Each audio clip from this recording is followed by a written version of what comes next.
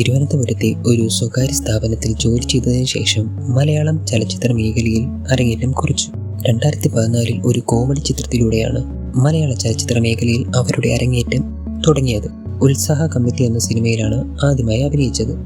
അക്കു അക്ബറാണ് ആ സിനിമയുടെ സംവിധാനം. ജയറാം, ഇഷ തൽവാർ എന്നീ താരങ്ങളും ആ സിനിമയിൽ അഭിനയിച്ചിരുന്നു. ആ സിനിമയിൽ നീതു ഒരു സഹനടിയുടെ വേഷത്തിലാണ് പ്രത്യക്ഷപ്പെട്ടത്. ബോക്സ് ഓഫീസിൽ മികച്ച പ്രകടനം കാഴ്ചവെക്കാത്തതിനാൽ നീതു ചെയ്ത ആ വേഷം അധികം ശ്രദ്ധിക്കപ്പെട്ടില്ല.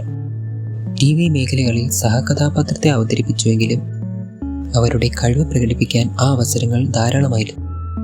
കൈരളി TVയിൽ സംപ്രേഷണം ചെയ്ത മാനസമൈന എന്ന പരിപാടിയിലും നീതു അഭിനയിച്ചിട്ടുണ്ട്.